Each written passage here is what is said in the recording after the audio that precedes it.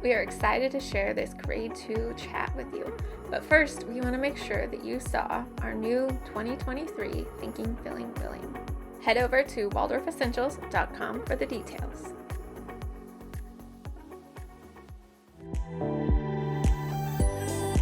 I'm Melisa Nielsen, and welcome to 2023. We're going to be doing our podcast in a two-piece format. So the first piece will be here on YouTube or on the podcast platform where you can listen to it for free.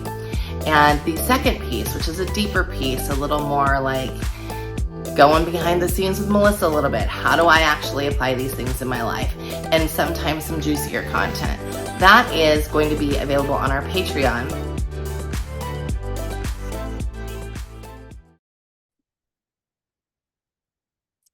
Okay, welcome everybody. I am so excited to have Miss Tiffany with us again. She is our early childhood, our kinder, our grade 1, and now our grade 2 teacher over at Seasons of 7. And I am over the moon to have this conversation with you because Class 2 is such a phenomenal year.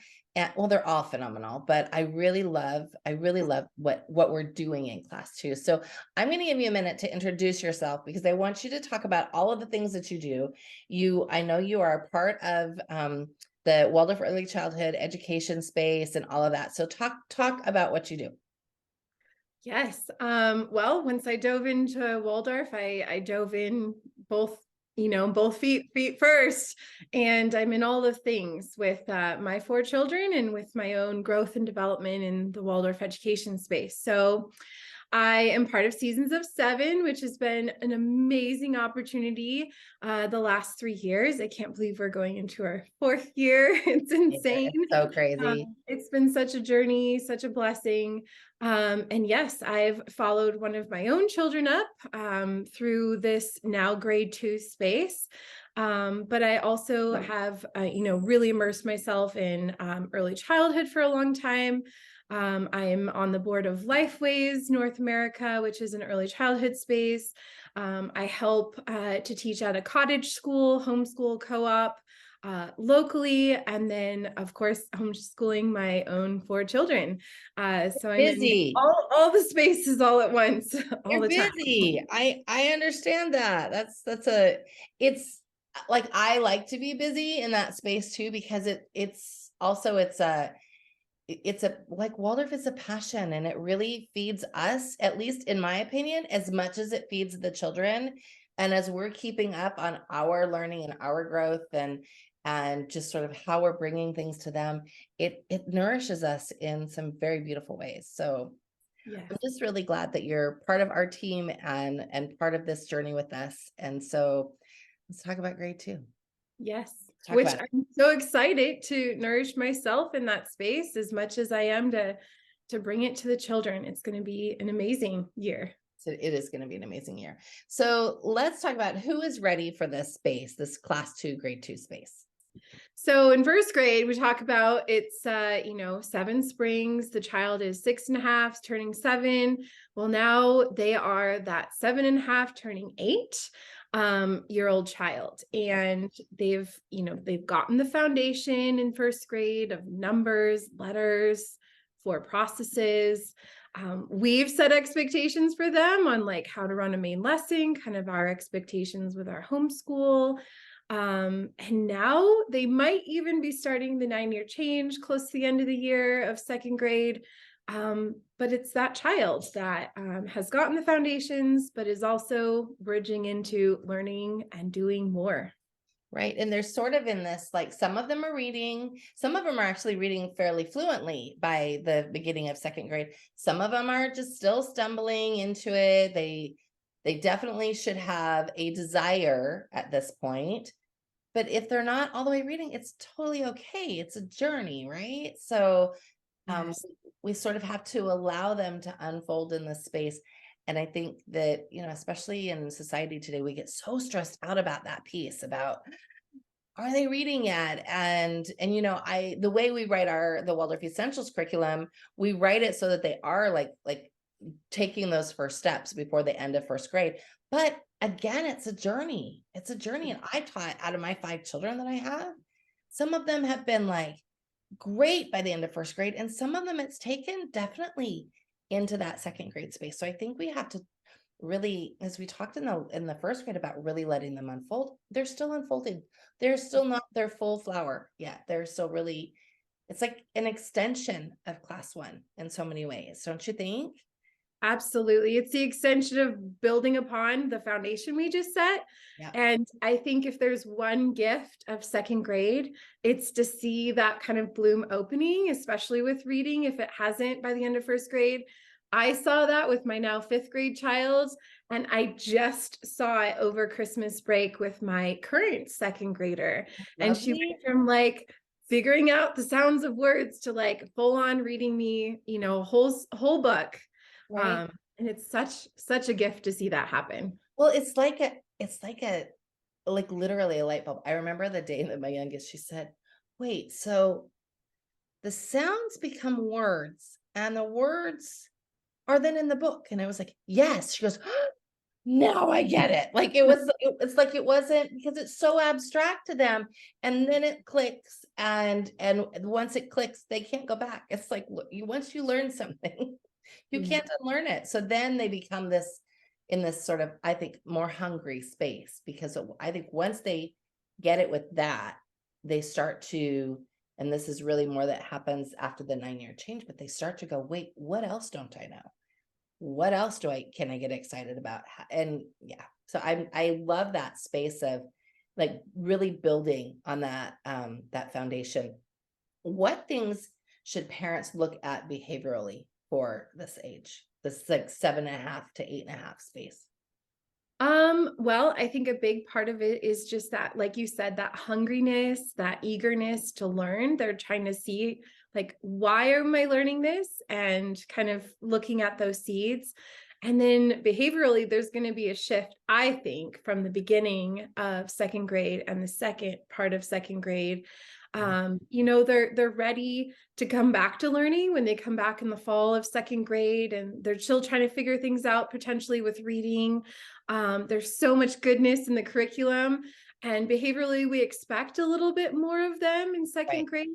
And then sometimes the tables turns at the end, when they hit that beginning of the 9-year change.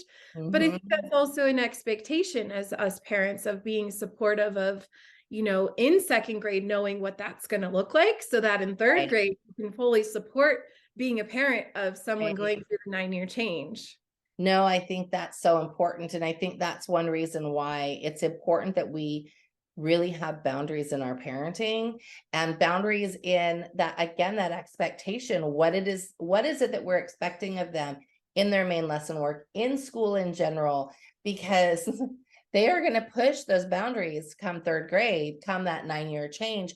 And if we're not ready for that, then we're going to feel really defeated, I think, as parents, teachers in that realm. So it is important to have boundaries. It doesn't mean you're mean. It just means you have boundaries about like what it is that you expect. And I find that when you let a child know from the beginning what that expectation is, then you're not playing catch up. Then you're not playing but you didn't tell me that kind of game, right? So like really helping them to see what is it that you need, and also helping you to know that you shouldn't be expecting a giant amount from them, right? Like you shouldn't be expecting this crazy, it shouldn't be about really stuffing the content into them. We're not in that space at all. And so we have to check ourselves, but then we also really have to have that expectation space. And it's a teeter-totter sometimes, right? Like sometimes we're giving in. So what would you tell a parent that that is maybe not coming from a Waldorf background? Maybe they didn't do Waldorf class 1. Their child might be reading and they're really like excited to dive in. They might be coming from this expectation where they have been doing all this sort of stuffing, and in grade 2 seems so chill. Yes. I mean, it's so much of an extension of grade 1 in Waldorf curriculum that someone coming into second grade might look at it and, be a little nervous of coming in at that point. But I think the biggest help that I would tell a parent is to understand what your child is going through as the second year, second grader. Like, what expectations do we have for their child development and what the goals are for the curriculum, and then understand like how we're going to meet that child coming from the outside or coming up from a Waldorf, kindergarten, first grade space too. It's going to look different. And second grade is one of those things, like you just said, with boundaries, where it's like we set clear expectations, we give them the freedom, but within this space. But also like rhythm becomes more important even than like first grade. Rhythm's important first grade because we're telling them how to do main lesson and, expectations that way. But now we're expecting a bit more, but it's still gentle. It's still holistic. We're still meeting our child where they need us to meet them. Absolutely. And I also tell that parent too, that maybe if they haven't done anything and they're just brand new to Waldorf, I'll say, well, do they know how to knit? Do they know how to color with block crayons? Do they know how to paint? Do they, all of the other pieces that we do in class 2 that we also did in class 1, but if they don't have that foundation, then they should be prepared to sort of help them with that foundation, because, which means mom has to learn, but it's that next piece. So really, I find grade 2 to be such a gift of time. And we get all ahead of ourselves. We get in this like race mindset sometimes, like, oh, I just can't wait for the next space. But you're going to have to like pull the reins back on yourself, I think, because if we get ahead of ourselves, then, you're going to get burned out. You really have to allow this sort of space of, all right, well, we only have to do this much right now. So what do we get to do? We get to go explore in the afternoons. We get to, spend more time at the library, more time in nature, more time doing those other fun pieces that aren't going to be quite as easy in the grades where you've got more academic work. Absolutely. Absolutely. It's the gift of time, as you mentioned. Second grade still has time to play and be a child and be out in nature and do fun things and learn as a parent who's supporting that child.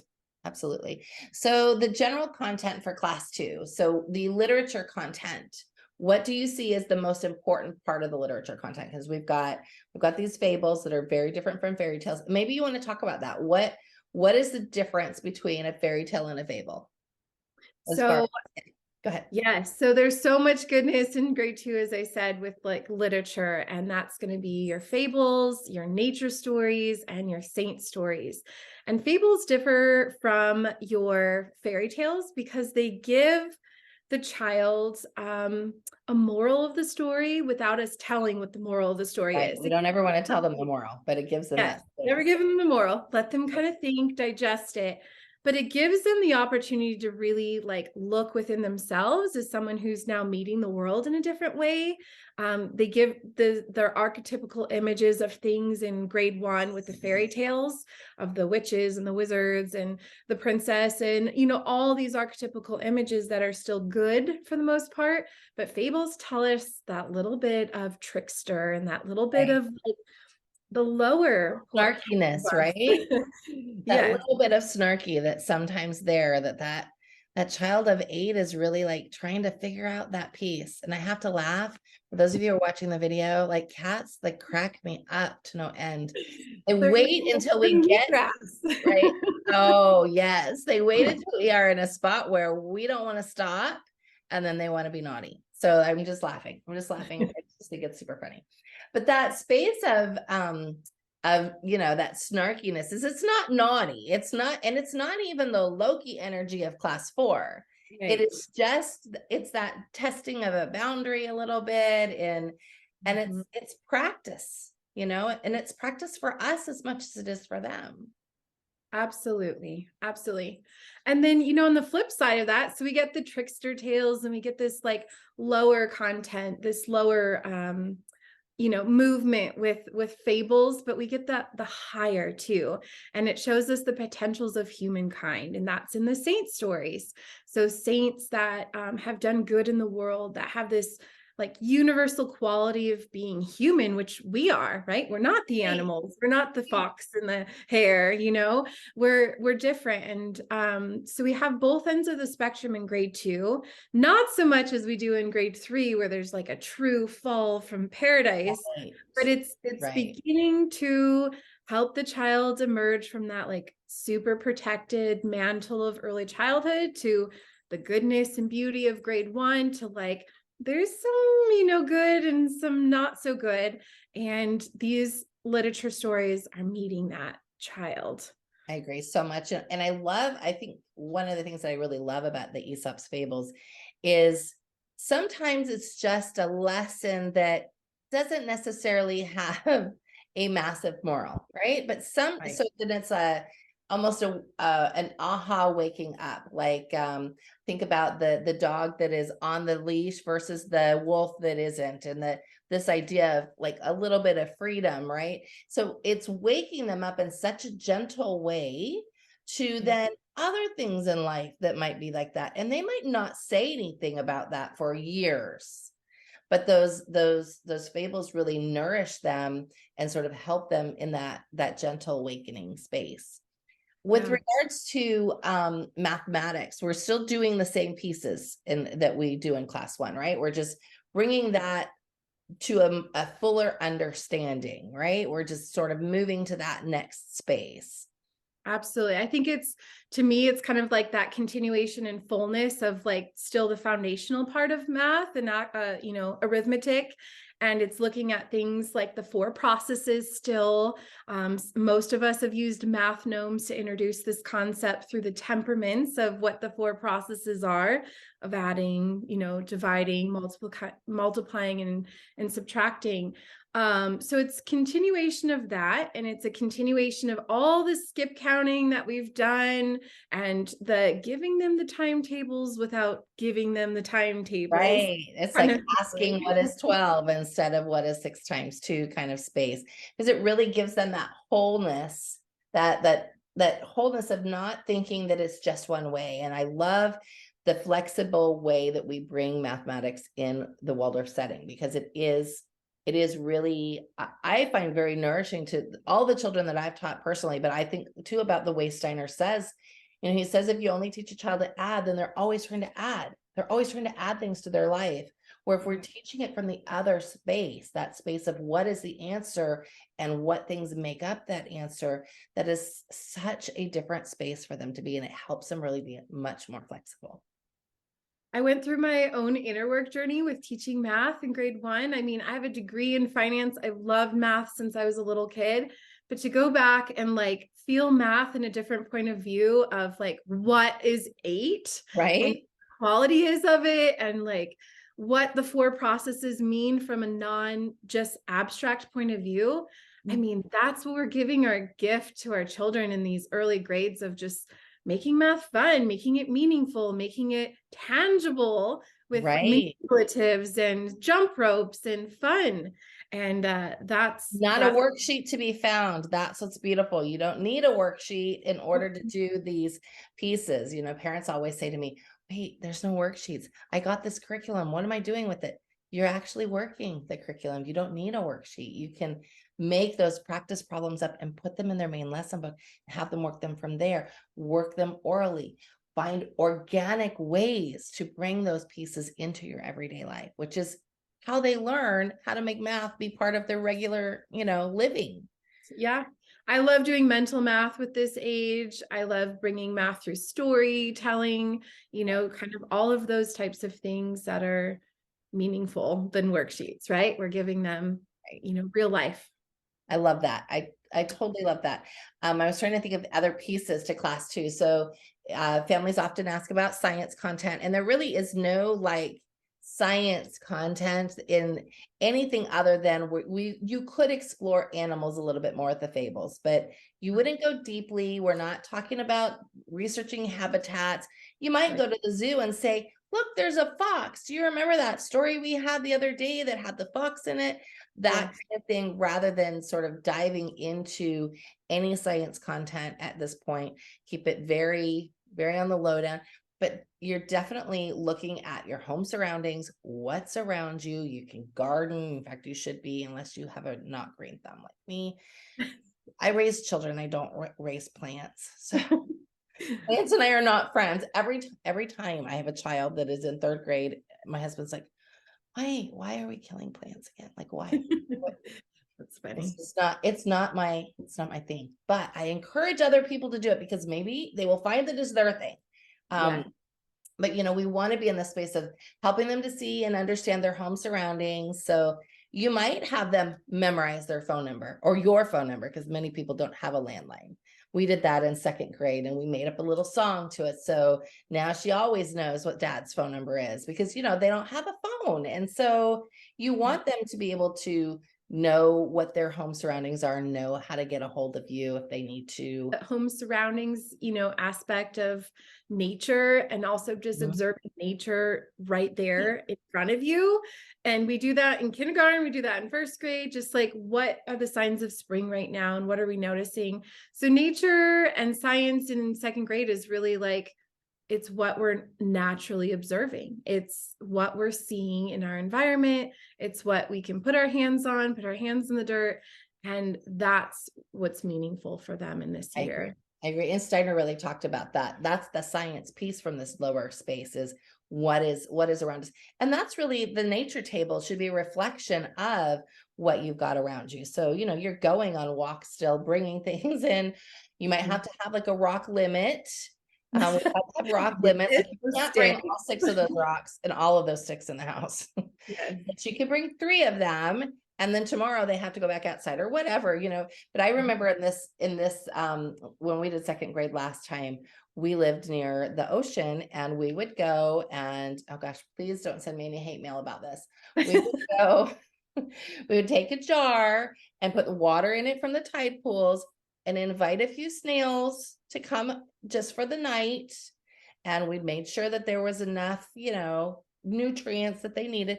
We'd bring them home and observe them. We'd watch them, draw pictures of them, and then take them back the next morning. It was part of like our rhythm.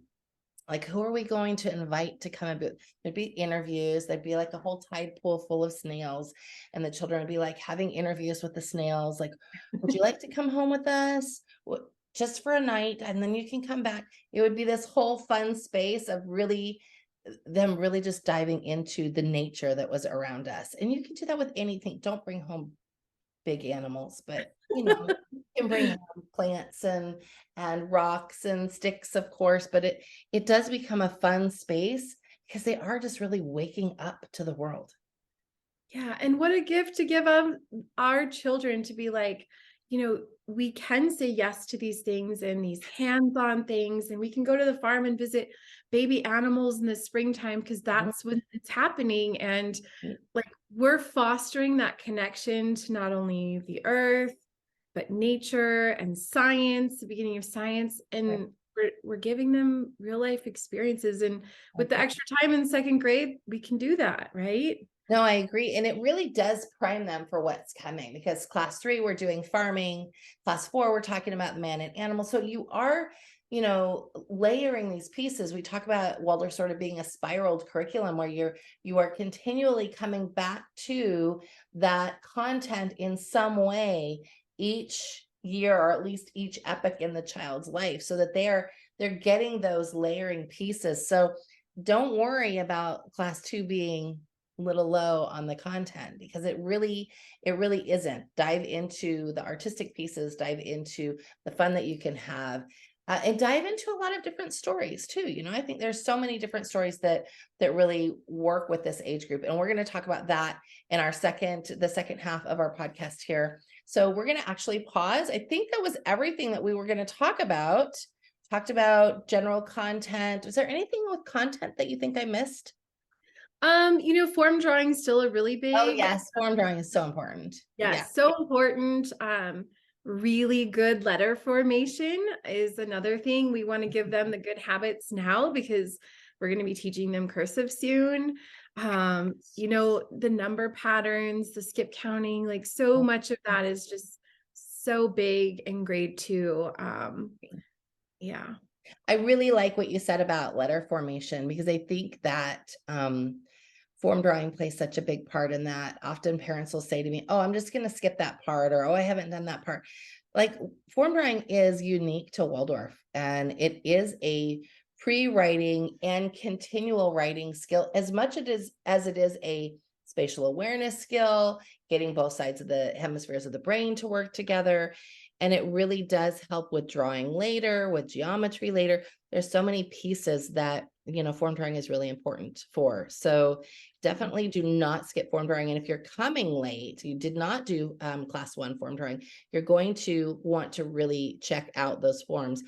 In our curriculum, I tend to do like a review of the last year's forms at the very beginning. So you'll have that piece, but don't skip form drawing. I think form drawing is super important and really something that will help them with that letter formation and help them later. And you're right, cursive is coming, class 3. Are you doing cursive in class 2 or class 3? Some people do 3 and some people do 2. Class 3 is the plan for cursive. I think, if we're staying true to Waldorf and, bringing our child up through not, being an avid reader the first day of first grade, they're still there at that, heaven to earth stroke of, creating letters. And we want to really drive that in. And form drawing, as you said, gets them into their body a different way, with spatial awareness, with memory, retention of these letters, and then, movement does the outer body, right? Which will serve them when they're ready to do, cursive, right? They'll be more in both spaces. And it's one of those things that often parents, that if you don't understand Waldorf, you're like, you want to argue because you don't understand, but you really have to look at it as like the vitamin that you don't know is working when you're taking it. You're taking it today, but it's not working. You can't see it tangibly working today, but you know what happens if you go a week without it, kind of thing. So it really sort of builds as they go through the curriculum. So I think form drawing is really important. So thank you for saying that, because I would have forgotten about form drawing. Okay, so we're going to take a quick break here and invite you to come and listen to the rest of us over on our Patreon. The Patreon content is going to be a deeper dive into story content, some thoughts about, saint stories if you're really worried about them, what they're doing and helping your child through this grade. And then also we're going to talk about stories from other cultures and sort of the nitty gritty of the lovely 9-year change. We're going to talk about that piece to prepare you a little bit for class 3. All right. Find our Patreon at Ariel's Light. What is our Thinking, Feeling, Willing program? It is your roadmap to a successful Waldorf homeschool journey. Gain the confidence you need to be the teacher your child wants and transform your homeschool experience.